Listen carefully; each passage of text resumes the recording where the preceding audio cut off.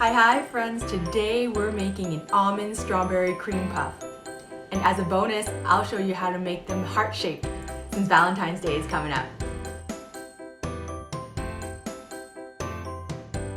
Welcome back to another episode of CHEWIE, where we like to give you new ideas to get you back in the kitchen cooking.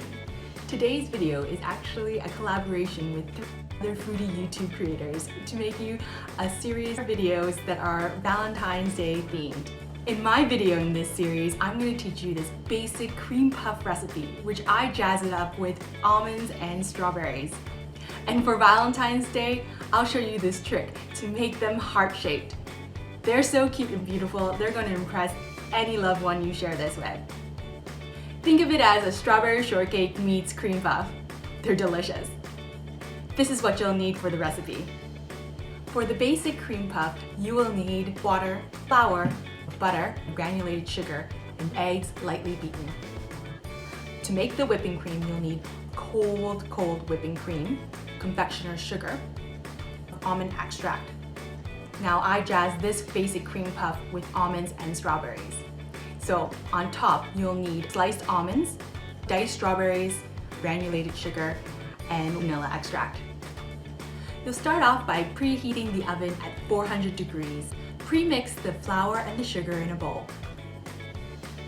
In a saucepan over medium-high heat, bring water and butter to a boil. Once it comes to a boil, remove the pan from the heat and add the flour mixture and stir vigorously.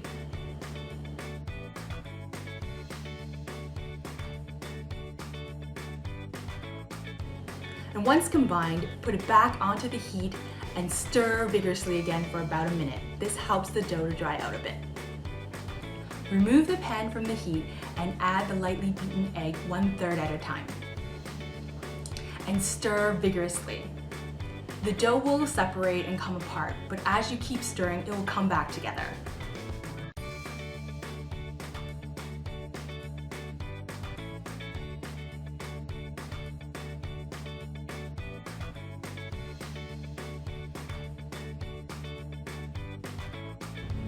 In the end, you're left with a pastry dough that's glossy and will fall from the spoon slowly. Next, you'll transfer the dough into a pastry bag. What I like to do is to clip the end of the pastry bag and put it into a tall glass. This way it holds the pastry bag and make it easy to fill.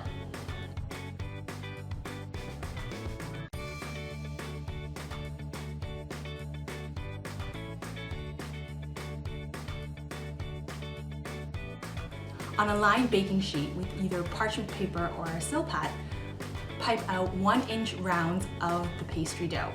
You should get 16 to 20 rounds.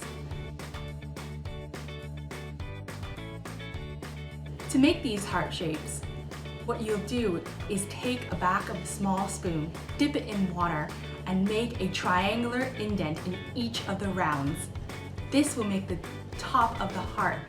Make sure the indents are deep, because as they bake, they'll puff. You want to make sure you still see that indent after it's been baked.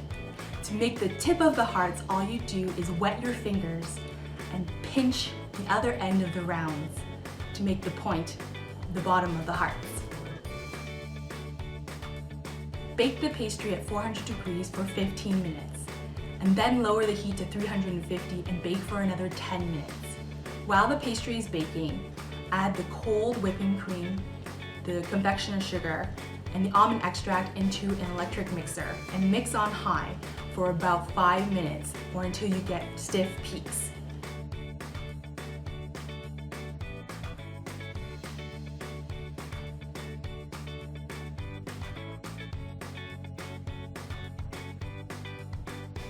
To prep the strawberries, combine the diced strawberries, the vanilla extract, and the granulated sugar together and mix.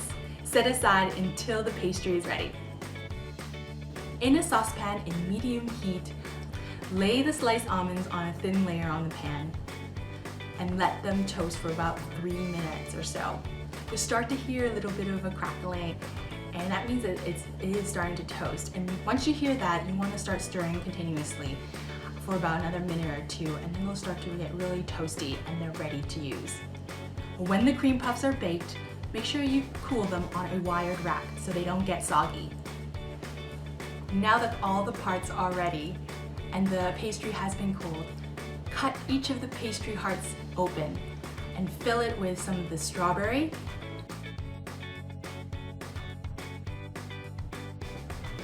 a big dollop of the cream, and sprinkle some of the toasted almond slices and put the other part of the pastry on top.